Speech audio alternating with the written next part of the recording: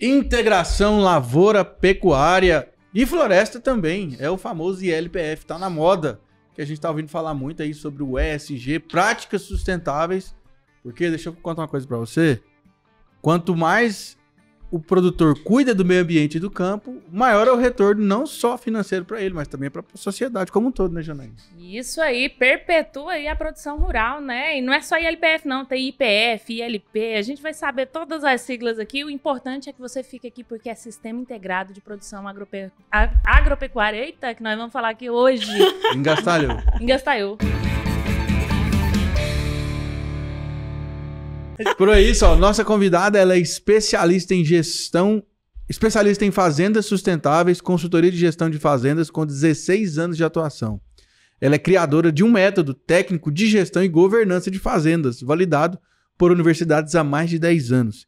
E ela atua como consultora, mentora e palestrante. E trabalha junto à associação da rede ILPF, que é a Integração Lavoura, Pecuária e Floresta, na captação de empresários rurais para produzir com responsabilidade econômica, social e sustentável. Nossa convidada é Yara Correia. Você falou tanta coisa que eu fui me perdendo em mim mesma. Pois é, aí eu li esse currículo aqui, eu falei assim, e ela, será que ela ainda tem tempo de dormir? Quase deu um Antigo Testamento aqui e já. E medita e ore, tem toda a qualidade de vida. Como é que você tá? Seja bem-vindo, Yara, uma honra ter você aqui. Satisfação, viu? De verdade, obrigada pelo convite. Obrigado, podcast Agro 2. O melhor do Centro-Oeste goiano, gente. Se eu fosse vocês seguir aí. Eu, mas a Janaína, só para começar, tem algo em comum. Conheci a Janaína 5 anos atrás, ela sendo comunicadora do agro e comunicando. Você não falou aí, mas 5 anos atrás eu fundei o Mulheres do Agro de Cristalina. Opa! Cristalina, leste do estado. Cristalina, Goiás. E na oportunidade eu só tinha iniciativa, assim, para promover a governança na minha região. Vamos começar assim, depois eu posso até falar de mim, porque eu acho que você já falou muita coisa aí. Vamos entrar nessa ideia que eu quis dizer assim, que o mundo já está muito pronto para a gente, sabe, Pedro? A Janaína, nós estamos nos conhecendo hoje pessoalmente, mas há 5 anos atrás, através da comunicação dela, eu só tinha uma iniciativa de promover a sucessão e a governança na prática lá na minha cidade. Então, eu lembro, eu peguei uma lona e coloquei na entrada da pista, isso comoveu, e a Janaína apareceu, na época ainda era do Jornal do Campo, aqui, afiliada da Globo, e ela me procurou, me mandou mensagem e ajudou a divulgar. E através da divulgação dela, que se propôs a me ajudar, muitas mulheres em torno de Goiás participou desse primeiro encontro lá em Cristalina. 5 anos depois, eu venho aqui, ela no portal do maior portal de notícias do agro, que é o podcast Agro 2, aí o portal Agro 2, encontro pessoalmente a Janaína. Então, eu acho que isso é tão satisfatório. Quando eu vi... O agro tem muito disso, né? Esses encontros. Eu acredito, assim, as mulheres são essas pontas de rede. A Jana é uma mulher do agro, que fomenta e dá espaço para a nossa voz, para o que a gente veio fazer. Então, através dela, o nosso projeto foi um sucesso, porque várias mulheres de Goiás participaram, porque o Jornal do Campo, o Jornal Anhanguera apresentou. E 5 anos depois eu encontro com ela pessoalmente para agradecer por isso. Valeu demais. Porque foi muito interessante esse projeto lá na minha cidade, porque assim, Pedro e Janaína, eu trabalho gestão de fazendas na prática.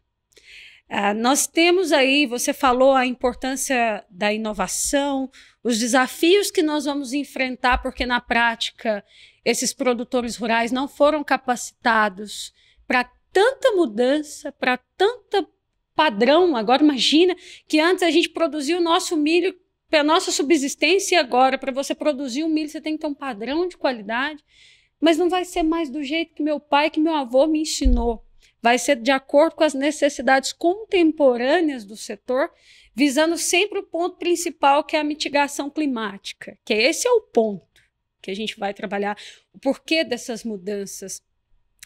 E aí o produtor desprevenido disso, porque ele não foi capacitado. Nós temos uma ciência agrária que preparou os técnicos para manejo, para manejo animal, para manejo de plantas, para controle, para monitoramento, a inovação, a tecnologia vindo para a fazenda, nós, sem a gestão continuada do negócio, porque o êxodo provocou que os filhos fossem virar doutores, médicos, advogados, especialistas em outro setor, mas não na atividade dele. E aí? Como é que a gente vai começar a trabalhar isso? Está lindo o agro brasileiro, ele tem uma pujança para ser o líder global, porque a gente tem mais área preservada do que área consolidada. Mas e aí? Como que nós vamos fazer isso na prática com toda essa influência da ciência, da tecnologia, sendo que o produtor não foi preparado para capacitar? Então, acho que é aí que eu começo o meu trabalho, falando de mim na prática, né? Essa iniciativa de ter vindo de uma fazenda com o mesmo problema, com conflitos familiares por falta de preparo e de conhecimento para administrar. A minha segunda geração não foi preparada para dar continuidade no negócio rural. E aí? Como que eles foram passar para mim? Viraram um impacto, e isso é muito comum, Janaína. Então, a gente fala de gestão de fazenda já falando que o negócio é familiar. E essas famílias não tiveram conhecimento. A gente tem esse desafio da educação na zona rural, que acaba promovendo o êxodo. Então, Então, como é que vai ser esse movimento de ir para a cidade para sentir o pertencimento da fazenda? Para falar, não, é por amor que eu vou fazer esse negócio dar certo, sendo que você já vê na geração anterior que é uma guerra familiar por falta de conhecimento. Então, eu vim uma terceira geração impactada, com vontade de dar continuidade nos negócios rurais da minha família. Não tive essa oportunidade, porque o conflito familiar impactou o negócio. Então, quando você não prepara uma fazenda para gestão continuada, então não é uma fazenda, é uma produção de alimentos, como que eu vou dar continuidade nessa sucessão se a segunda geração ficou impactada por falta de conhecimento?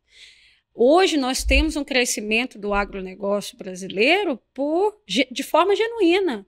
Uns são privilegiados. Os grandes empresários aproveitaram as oportunidades que os fundadores dessas fazendas não tinham sucessão, então começaram os instrumentos de arrendamento.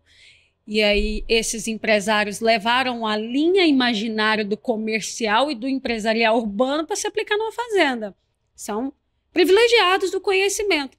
E a turma que não saiu da roça até hoje, naquela sensação de que vai ter alguém para dar continuidade, quem?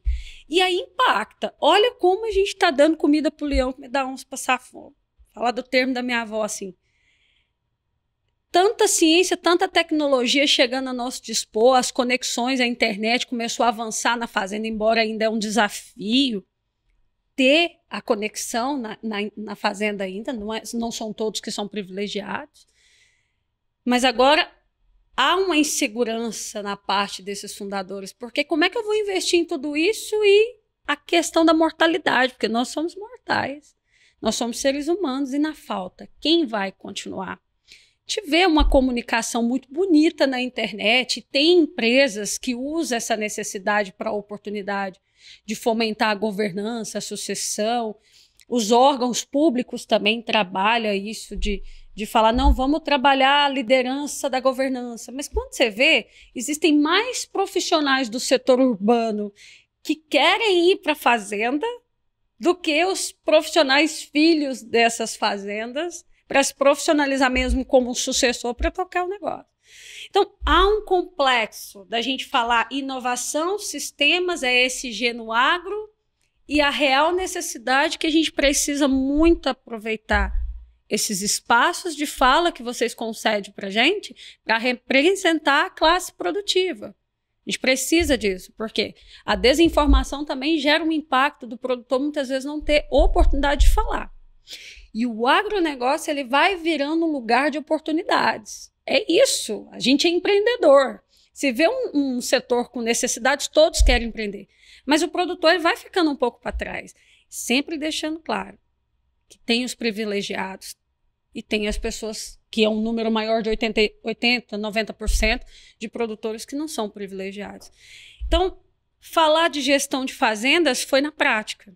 eu criei a minha formação na prática. Eu sou uma autodidata com muito orgulho, porque eu vim de uma dor, não tinha como sanar essa dor, eu vi a dor da minha família, a perca, a morte, a fatalidade dos meus, por tentar dar um legado para o meu avô Simval, para minha família.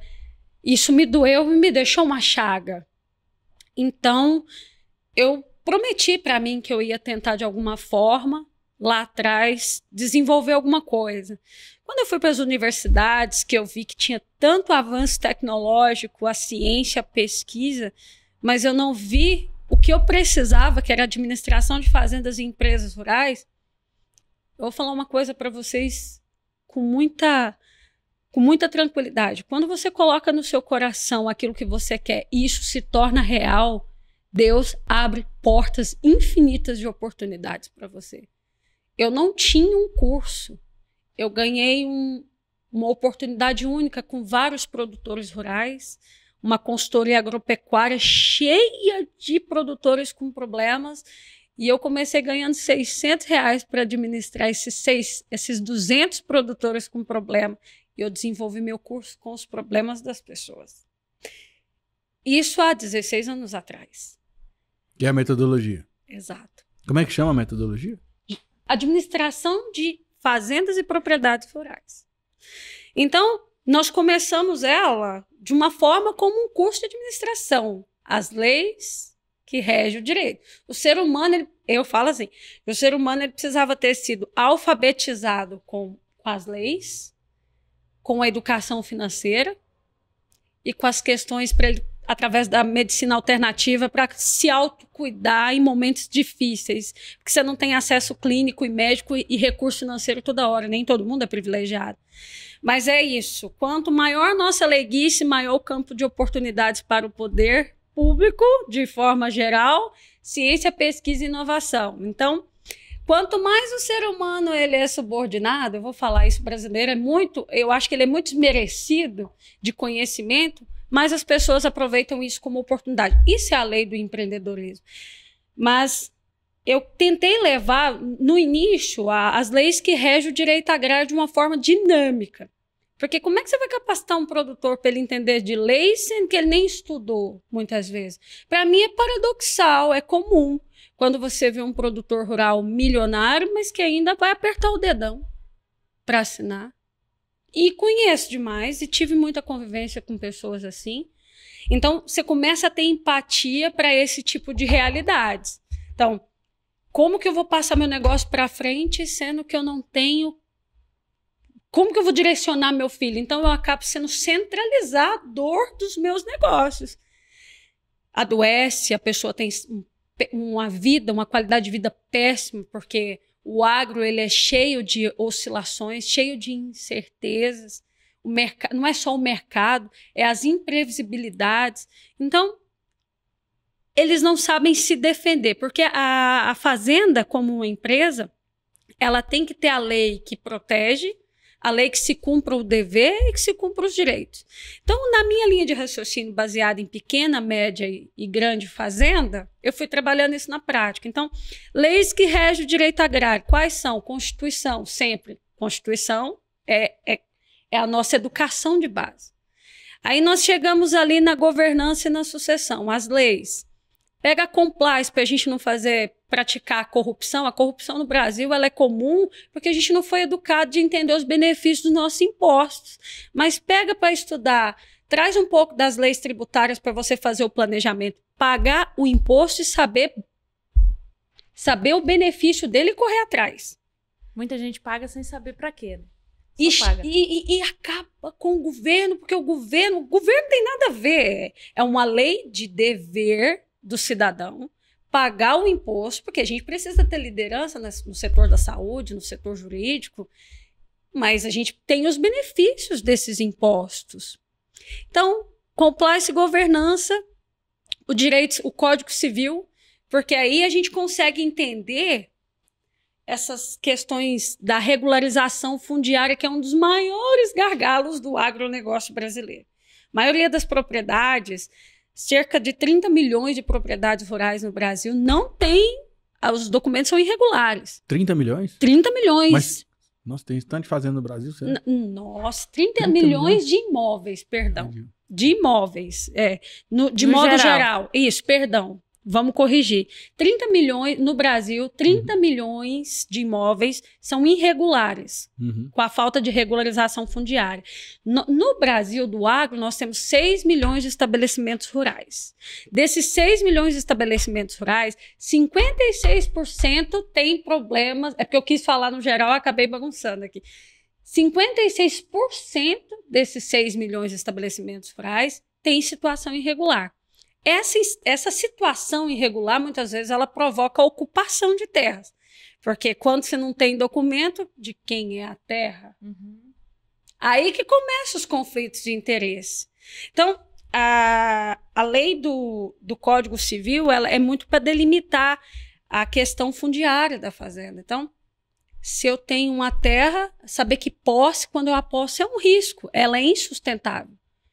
Tipos de posse, até quanto eu posso apossar? Se a gente pode apossar, tá? Por quantos anos, até quantos hectares? Isso fica mais fácil da gente entender, porque senão vai ser assim.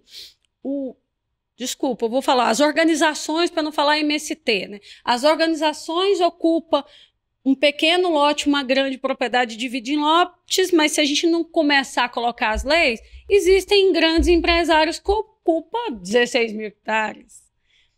Existe, gente, é a lei da oportunidade. Se tem terra, não tem documento, só que você tem que saber até quanto que você pode pela lei. Se não apareceu nenhum herdeiro, se você não tem bens, não tem nada no seu nome, por 5 anos, até 50 hectares é permitido pela lei do Código Civil. Então, a gente consegue organizar a casa quando você coloca a lei como gerenciamento de risco da fazenda. Isso na parte de formalização. Aí vem o Código Florestal, aluno meu tem que aprender Código Florestal. Por quê? Tem que saber as áreas que você tem que preservar.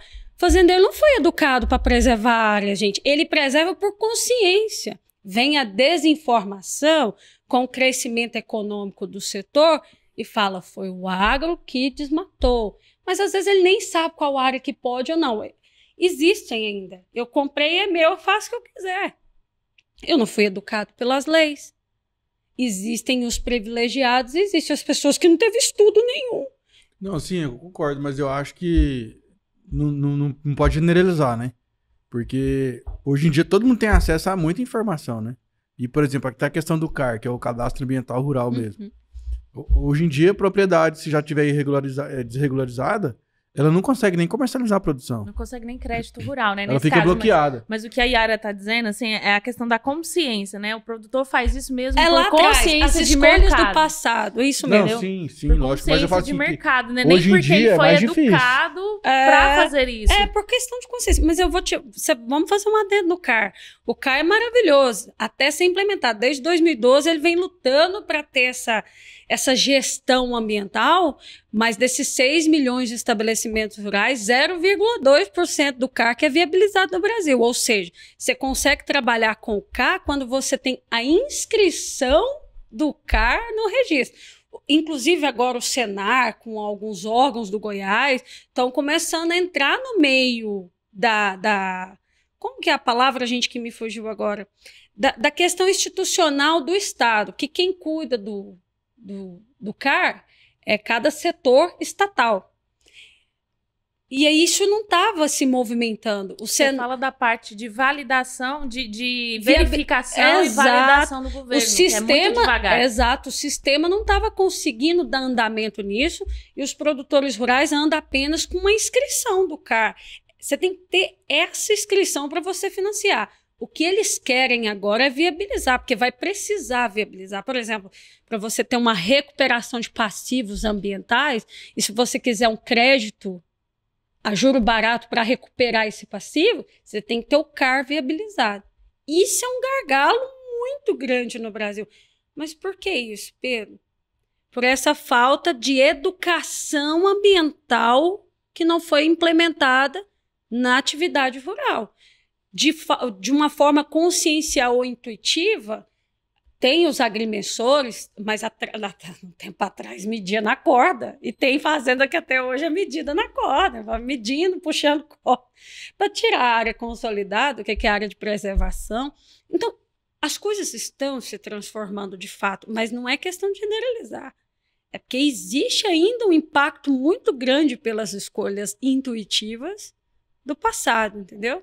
E aí, só para a gente fechar o contexto das leis que regem o direito, a gente fechou no Código Florestal e vai no Código Penal.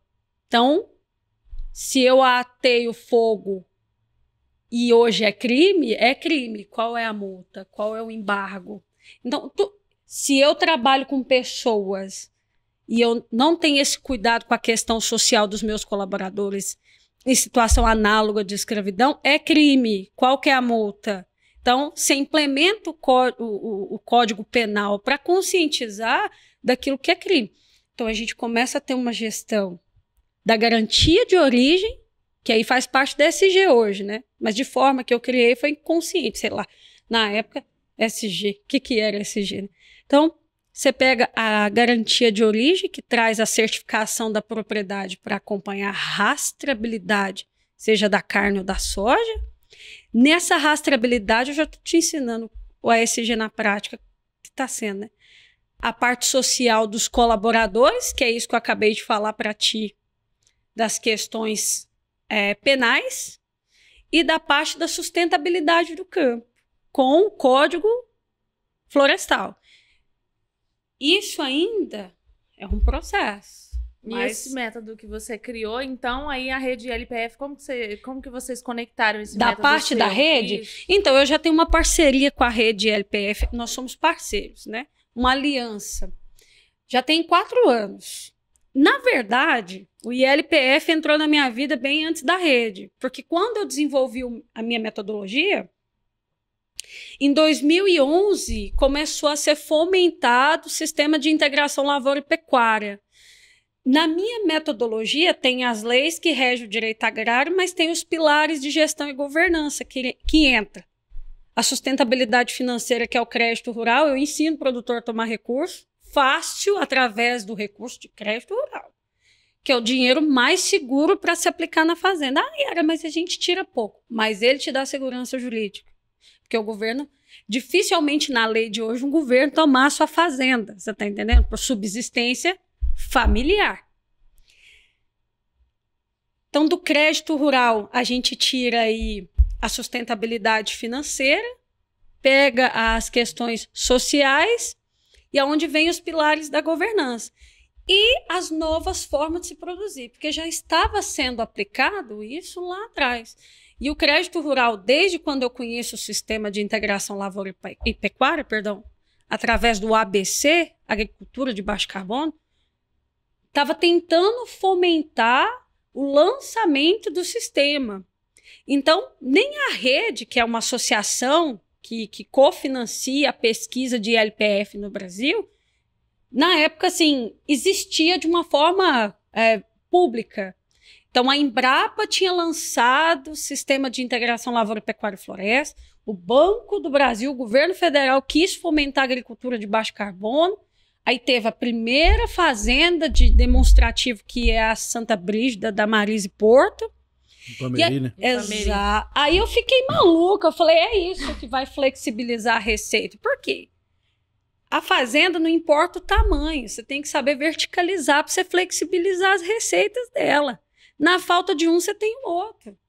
Você vai integrando, você vai conversando, e isso reduz muito a sazonalidade do trabalho. Você aproveita mais os colaboradores da fazenda, a mão de obra se torna melhor. Então eu fiquei maluca na época, falei, mas como é que nós vamos fechar a receita e a despesa? Porque só agricultura estava dando um impacto, porque a agricultura, para quem não sabe, a agricultura ela é praticamente 100% financiada. O crédito rural ela fomenta a agricultura, tanto para você investir no operacional, no sistema operacional, nas máquinas, na correção de solo, e o custeio, para você produzir, comprar os insumos antecipado. Isso, Deus foi me dando a oportunidade de conhecer e desenvolver o método na prática. Por quê? Nessa consultoria que Deus, eu falo assim mesmo, me apresentou com aqueles 200 produtores, 200 operações, Pedro, lá, Janaína, lá parecia um SUS. Da mesma forma que você via um grande empresário, você via uma pessoa que queria só captar um Pronaf. E o Zé Mauro fazia questão, que é o meu mentor, que eu falo assim, queria fazer questão de atender todas as pessoas de uma forma igual. Só que os problemas deles eram os mesmos. E aí, a agricultura, quando ela é financiada, gera um impacto pelas adversidades climáticas. O produtor sempre teve uma solução para cada extremo climático. Mudança de clima faz parte da fazenda. Mas aí, então, é mais seguro e menos arriscado você financiar, porque é obrigatório você ter o seguro agrícola do banco, do governo. Então, a agricultura foi crescendo economicamente nesses últimos anos, graças ao fomento do Plano Safra. Vocês devem saber disso. Então, só que quando você trabalha só com agricultura na fazenda, Pedro e Janaína, tem um impacto, porque se você não tem preço, você fica refém do mercado, você não consegue vender. Se dá uma crise climática, você não tem um microclima na fazenda, você não tem um consórcio com gramínea e forrageiro para dar uma segurada no movimento. Você perde o grão, você não consegue entregar, você não paga. Aí você vai jogar a dívida para frente. E a agricultura, se comparado com a pecuária, o pecuarista ele tem o capital, que ele não é tão financiado como a agricultura. Então, foi nesse movimento de falar, só agricultor sofre para poder vender, faz a planta, o custo é caro demais desde na hora de produção.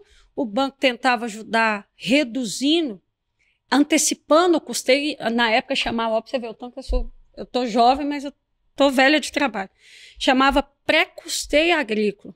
Hoje se chama custeio antecipado. Então os produtores tinham oportunidade de fazer a sua safra em março, planejar toda a safra, por exemplo, 2010, 2011, 2011, que é o safrinha. Na época ainda era influente o safrinha no Brasil, tá reduzindo, graças a Deus, porque é um impacto muito grande para o produtor. Não se conversa mais, não tem mais janela para o safrinha. E aí foi aonde eu fui entendendo que só agricultura na fazenda não vai ter flexibilidade na receita, não vai ter saúde no negócio. Conhecia a ILPF, mas isso na prática não foi tão fácil até hoje de fazer a coisa acontecer, porque nós não temos investimento do governo federal assertivo que entenda a produtividade de cada um para eles se conversarem na planilha de custo do produtor. Porque nós estamos falando de um componente arbóreo que vai ficar 7 anos, de um que você vai tirar daqui 1 ano, ou daqui 3 meses, 6 meses, que é o soja, o animal que é o... Entendeu? São investimentos e rotações diferentes. Então, o produtor ele ainda tem essa insegurança de investir no sistema, e mais do que nunca, por nós sermos de uma atividade agrícola que é quase 100% financiada, tem um negócio que eu não contei, que a agricultura hoje ela é muito terceirizada. Então, assim, os fundadores da fazenda arrendam essas atividades, porque nós não temos sucessor. E isso não tem um contrato para entrar e um contrato para sair. Como é que vai pôr eucalipto? Então, nós temos gargalos. De modo geral, dos 10, 12 anos que eu conheci a LPF no Brasil, ainda é um desafio implementar, porque você vai ter que investir num solo, você vai pôr árvores, você vai tirar 7 em 7 anos, ou até 20, ou até 15. Quanto maior a largura, mais caro é. Mas também o custo não é barato para investir. E como é que você tem visto a demanda desse mercado, né? Porque eu creio que a gente entrevistou uma pessoa de Relações Internacionais da Secretaria de Agricultura aqui de Goiás, e ela falou que cada vez mais a Europa e a China também está entrando muito nessa vibe de exigir do produtor esses sistemas meio que integrados. Como que você tem visto esse mercado que exige do produtor, né? Ele integrar a sua produção, mostrar cada vez mais não só APP, não só reserva legal, mas que ele também faz uma rotação de culturas ali, de produção, que também vai fomentar essa parte social, né? De manter o trabalhador ali dentro da fazenda com um emprego garantido. Janaína, nós temos um problema agora, é aquilo que eu falei, dando comida para o leão, comer da onça, passar fome, é as leis da União Europeia, que chega no Brasil, que até entrando ou não, elas foram vigoradas, que a partir de janeiro de 2025, você não produz carne nem soja em áreas desmatadas, se eu não me engano, desmatamento até 2020, tá? Estou trazendo dado assim, aproximado. Desmatamento irregular, né? Exato. Porque, lembrando exato. que tem desmatamento legal, tá, gente? Que é feito com habilitação, com licença. Exato. Tudo certinho. Respeitando os biomas de conservação. Só que eles pretendem... todo mundo respeita a União Europeia por conflitos de interesse. Nós não exportamos muito para a União Europeia. Você falou China. agora, nós exportamos mais para a China. Mas tem um assunto muito interessante que a gente conversa até com a Andresa, da Rede LPF, que é minha parceira de projetos, que é a China, ela tem muito interesse com a União Europeia por conta da tecnologia. Então, todo mundo respeita a União Europeia pelos interesses que nem sempre são o setor de produção. Então, se a União Europeia fala, todos abaixam a cabeça. E as leis, elas começam a ser vigoradas, e a ideia, Pedro, é o desmatamento zero. O desmatamento zero, como que pode funcionar? Vou te dar um exemplo. As áreas consorciadas. Você pode fazer uma soja consorciada com gramínea. Isso também é desmatamento zero, porque você está sempre tentando manter o solo ali regenerativo, um solo que está com qualidade, que está com plantas. Como que eu quero dizer, gente? Me fugiu a palavra. Sempre em produção. Hein? Sempre em produção. Então, me deu branco. As plantas de culturas, ai, meu Deus. Agora me deu branco. Mas, enfim, esquece, não vem ao caso. A ideia é que eles querem reduzir o desmatamento, tentar fazer o máximo de desmatamento zero. E o ponto principal que os países estão discutindo é você não explorar mais áreas, não ter mais abertura de novas áreas. Isso a gente não vai poder fazer. É o desmatamento que começa daí, entendeu? Você respeitou o seu bioma, mas eles não querem mais áreas novas, eles querem tentar reduzir a abertura de novas áreas. E isso conversa muito com os sistemas integrados, como oportunidade de você produzir, verticalizar as atividades no mesmo espaço. Seja de sucessão, seja consorciado ou seja rotacionado, que é o caso da lavoura e pecuária. Eu acredito assim, Pedro e Janaína, que o Brasil, o produtor, ele respeita, assim. Quem que não quer reduzir o custo se não for o próprio produtor? O problema é a falta do conhecimento, muitas vezes, para quem não é privilegiado do conhecimento, o privilegiado do conhecimento. Mas se hoje as leis do Brasil, as políticas públicas fomentar, por exemplo, os bioinsumos e a agricultura regenerativa, o produtor vai reduzir 30%, 40% de fertilizante. Então, ele já está reduzindo o impacto que, segundo o Observatório do Clima, é um impacto que o Brasil, que é muito pequeno comparado aos outros países, mas é um impacto que a gente promove, que, segundo eles, é o mau uso da terra.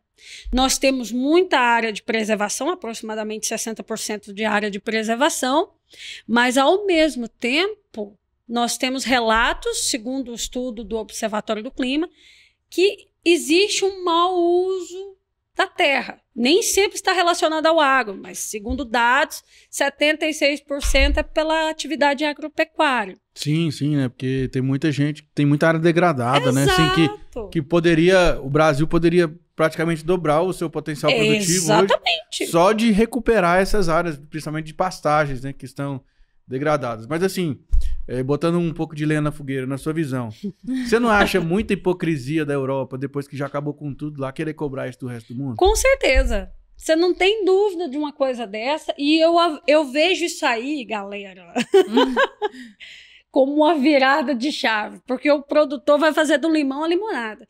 Se ele tiver a gente na comunicação, tiver a Yara ali tentando buscar o conhecimento e ter esse espaço de comunicação também para promover mais ideias e vários outros líderes e organizações, o produtor, ele quer reduzir custos. Nós também não vamos depender de outros países mais para poder comprar insumo, por exemplo.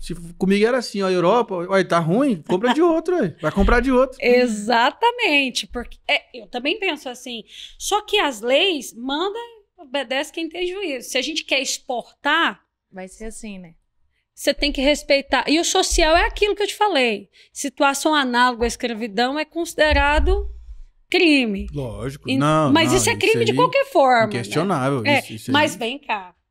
Tem pessoas que não têm conhecimento e é peão. Peão é um peão. Então eu fui, na minha prática ancestral da Fazenda X, eu aprendi assim, o peão vai dormir num cantinho. E isso é uma prática comum para ele. Você entende? A cultura ainda ela é muito forte, pungente com a mudança de falar, não, já pensou colocar um capacete no colaborador para ele andar de cavalo para manejar o gado? Mas se ele cair, o dano é de insalubridade, é um dano periculoso. Então, vai ser desafiador você pensar em mudar as práticas cultural, né? Exato, as práticas ancestrais das pessoas. E isso deixa claro no mundo inteiro, né? Em toda a produção rural, porque o que a gente está falando aqui é porque o conhecimento foi sendo dado ao longo do tempo. Exatamente. As áreas degradadas do Brasil que a gente fala, às vezes querem vilanizar o agro, mas na cidade também se fazia muitas obras. A gente desmata o tempo todo. Alvará, sem nada, não, entendeu? Eu tô falando assim, de uma forma geral, inconsciente. As casas vão crescendo, entendeu? Assim, as áreas vão crescendo, as casas vão crescendo, as cidades vão expandindo. Gente, isso também é desmatamento. É lógico. Ué? Agora... Não, o lixo, né? Também. Agora, para produzir alimento, a gente não pode abrir. Eu acredito no equilíbrio da coisa. A gente precisa da natureza, da fauna e a flora, da biodiversidade. Nós somos natureza, dependemos disso. Mas quando você não tem a consciência também, a gente começa a desequilibrar. Eu acho importante a gestão do negócio para isso, mas eu vejo toda essa mudança, o produtor brasileiro sendo um líder global de produção sustentável. Por quê? Eu falo isso demais. Nós temos o que eles não têm. Nós temos nós temos território, nós temos área de preservação de sobra. Imagina se essa turma não depender mais das grandes empresas deles lá fora. De bioinsumos, principalmente. De insumos, quer dizer. Começar a equilibrar seu solo ao ponto de reduzir seu fertilizante. Usar consorciado. Produzir seu próprio alimento ali. Cara, é a ideia. A potência verde está no Brasil. Acabou. Quem vai mandar é o Brasil. Isso aí não é uma linha imaginária. Isso é uma... Eu falo que quando vem uma crise, sempre vem para grandes oportunidades. Essa chamada dos grandes países querendo manipular o Brasil, que eu vejo isso como uma manipulação, usando de grandes produtores rurais. Brasileiro, o produtor rural ele é sustentável sim, o que falta é o conhecimento, a gestão, o conhecimento técnico. As pessoas não foram preparadas para isso. Então, a dor que o produtor rural está passando agora, se ele for uma pessoa que ama o que ele faz, ele vai ter a oportunidade dele ser líder e vender o produto dele sem ficar aí sendo refém de mercados de outros países para vir aqui e cobrar da gente o jeito que eles acham que tem que cobrar. E a gente sempre vendendo barato, sendo operário da dívida. E aí, Yara, assim, a gente já falou muito de política, de tudo, mas o produtor rural... Ele quer entender, assim, tá bem quentinho. A gente sabe que o mercado está evoluindo, eu preciso entrar nesse mercado, eu preciso estar conectado, eu preciso ser inovador no que eu faço. Sistemas integrados, todo mundo já ouviu falar, eu creio que a maioria dos produtores brasileiros já ouviu falar ILP, IPF, ILPF, mas assim, como eu posso começar dentro da minha propriedade, sendo pequena, grande, média, a ser, de certa forma, integrado ou buscar conhecimento para, nos próximos anos, aí, ir me tornando? Olha, tudo começa com assistência técnica capacitada, os profissionais técnicos. Hoje nós temos a rede, nós temos a Emater, que está sendo preparada também. Nós temos aí o Senar, que está também envolvido.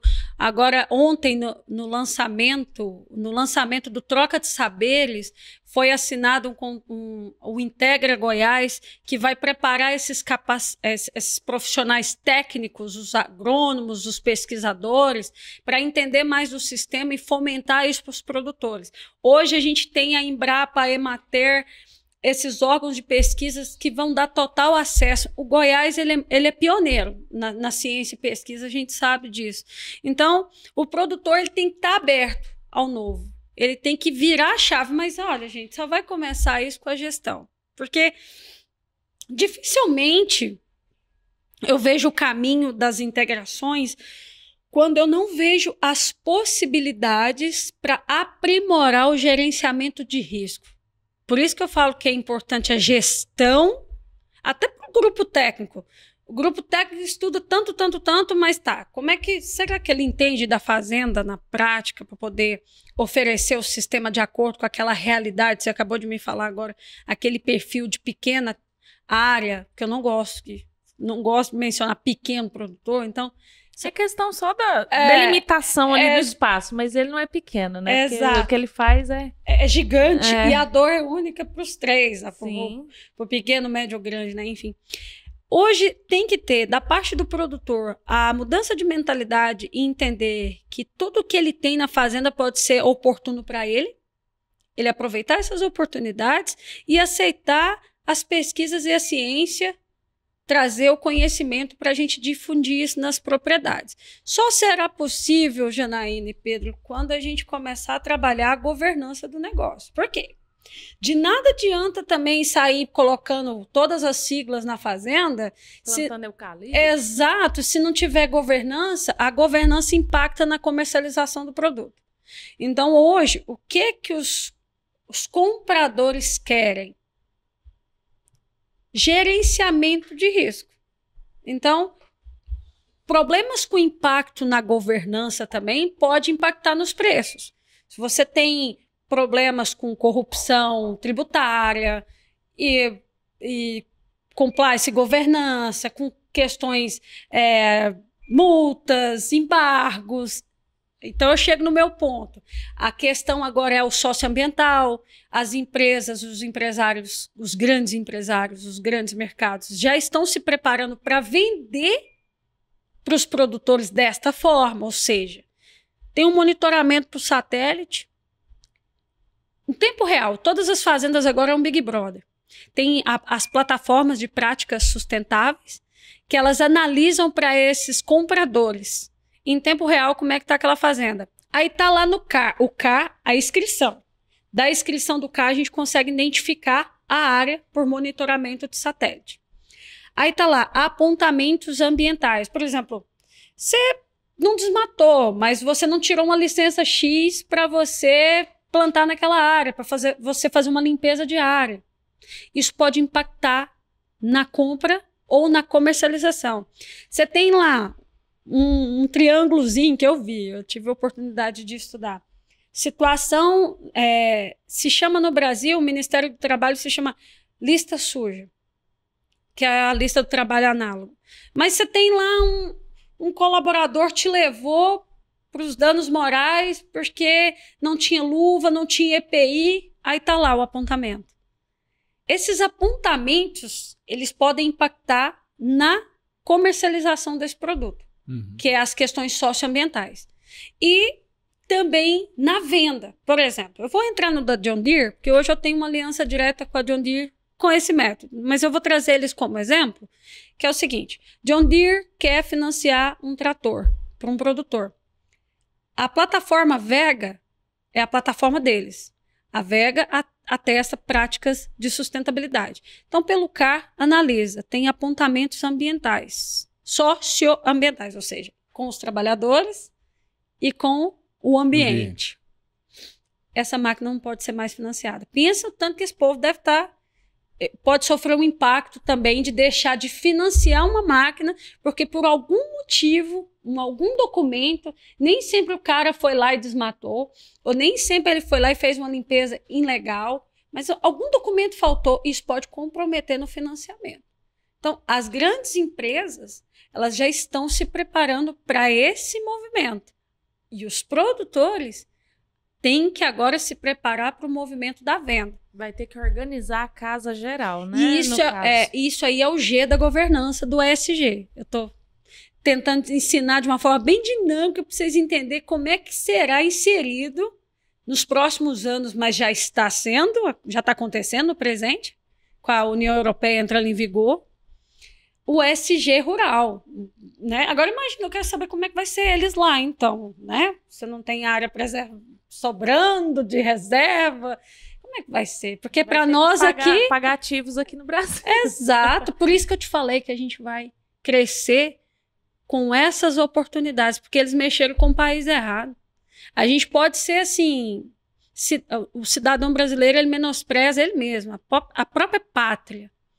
Então, se ele menospreza a própria... Isso aí, a pátria dele. Ele não valoriza o próprio país dele, é isso, eu acho que falar difícil não funciona. Se a gente não valoriza o próprio país, os outros países nos tratam como nós nos tratamos aqui dentro. Tratamos aqui dentro. Então, só que na hora que o brasileiro rural começar a ver o seu valor e ver a potência que tem dentro da fazenda com as áreas de preservação e com as áreas consolidadas, integrando e produzindo com a agricultura regenerativa, aí você vai ver o doce mexer. Aí eu quero ver, menino. Aí eu quero ver. Potência mundial não tem pra ninguém. Acabou! Nem pros caras ali de cima, que eu gosto de falar, o tal do EUA, né? Pra gente não falar o nome. Nós não podemos... Não, acabou. Só que a gente não pode nem esparramar muito, senão eles vão saber disso. Morre de medo da gente. O Brasil tem capacidade de engolir todo mundo aí nesse mundão, vai sem porteira aí. Graças a Deus. Deus abençoe demais nossa terra. Yara, queria agradecer sua presença aqui, foi ótimo. Obrigada. O tempo voou, já tem quase 1 hora de prosa aí, né, Pedro? Não, mas deixar sem... Deixar, era só trazer um cafezinho, um biscoitinho. Eu queria que você encerrasse, Yara, falando pro produtor assim, como se ele estivesse olhando na biloca do seu olho, como eu gosto de dizer. Tô perdida, Yara. E agora? Assim, como eu posso... Ligue já! Tem que ficar ligado agora. A fertilidade do solo. Traga sua fazenda de volta em 3 dias. Como eu posso organizar minha casinha para participar desse mercadão aí? Pessoal, terra sustentável. Que não são sustentáveis são os modelos de negócio que nós implementamos. É muito importante a gente começar a analisar o nosso pessoal. Cada um sabe a dor que passa. Fazenda, ela tem sua individualidade, sua peculiaridade. Então, é muito importante respeitar os valores, os princípios dessas pessoas, para que nós podemos atentar às necessidades contemporâneas do setor, que é o caso da inovação e da tecnologia. Vocês são poderosos, meus produtores rurais e produtoras do Brasil. Vocês têm grandes oportunidades de usar a dor como oportunidade. Olhe para o negócio, comece a tirar os papéis lá, eu falo assim, tirar o papel do baú, organize a casa, tenha atenção com o planejamento sucessório, sim. Pense em quem deixar, porque isso é o verdadeiro sustentável, tá? Nós temos a palavra sustentável como rótulo hoje de medicamento, mas o sustentar é para quem eu vou deixar para amanhã. Quem será o meu próximo? Isso na fatalidade, isso nos negócios se chama visão e valor. Então, quando a gente traz a linha imaginária do empresário comercial, mas é o certo a se fazer para a fazenda também, a gente já tem um legado, ter pessoas que se apaixonem pelo seu negócio. Então, seja mais transparente para que as pessoas possam entrar e se apaixonar pelo seu negócio e você ser um líder de produção sustentável, porque você já é. Só precisa combater a desinformação, a sociedade que às vezes não está preparada para nos entender, para que a gente possa vencer e produzir cada vez mais no Brasil. E para o mundo, né? Isso aí. Ó, segue lá, @iaracorreia.agro, tá aí na tela. @redelpf também. @Embrapa também, né? Tá sempre atualizando sobre LPF no Brasil. Posso fazer um pessoal aqui? Claro. E sigam, sim, confiram lá. Menina, é mesmo. Eu tenho curso de graça. o método de graça para vocês, profissionais do agro, para todos os produtores que quiserem ouvir e ler lá em tempo real, é só fazer o cadastro na plataforma John Deere. A gente tem lá o cadastro, o curso de gestão de fazendas gratuito, que é uma parceria exclusiva com a John Deere. Então, essa empresa, por ser a maior do mundo em solução agrícola, mercado civil e florestal, ela se preocupa humanamente com o produtor rural. Não é uma questão só de relacionamento de compra e venda. Por isso que eu faço questão de vestir essa camisa, assim, de falar. Eles trouxeram conhecimento gratuito por se preocupar com essas mudanças, através da Mônica Pedó, que é líder de sustentabilidade, minha parceira de projetos hoje, em se preocupar com essas mudanças de mercado e levar o acesso ao conhecimento do método. A gente desenvolveu um pouco de conhecimento baseado nesse método para todos os profissionais, comunicadores, produtores, sucessores quiserem se preparar para esse novo mercado. É só ir lá fazer o cadastro e me assistir. E assistir a Vega também, que é essa plataforma, né, que ensina como você se preparar para esse socioambiental. É isso aí. Mais novidades sobre LPF, IPF, ILP, todas as siglas possíveis aí de sistemas integrados. Tem também nosso portal de notícias, agro2.com.br, no nosso @portalagro2 em todas as redes sociais. E também, Pedro, tem que pagar nós aqui, né? Paga nós. Inscreve no canal aqui, ó, aperta nesse vermelhinho aqui embaixo, comenta, compartilha, esparrama no mundo e acessa lá agro2.com.br, que a Janaína tá lá todo dia botando pautas quentíssimas do agronegócio. Isso aí. Inclusive, semana passada eu estava escrevendo muito sobre LPF. Vai lá, curte lá e comenta, né? Manda também para seus amigos aí, grupos de WhatsApp. Ativa o sininho aqui do YouTube. Toda semana, 2 episódios sobre diversos assuntos do agronegócio para você ficar por dentro. Assim como você precisa ir organizar a sua casa, tem que ter conhecimento. Espero que você tenha gostado. Yara, obrigada pela sua participação. Obrigada e até a próxima. Produtores Rurais. Tchau, tchau. Tchau, tchau. Tchau.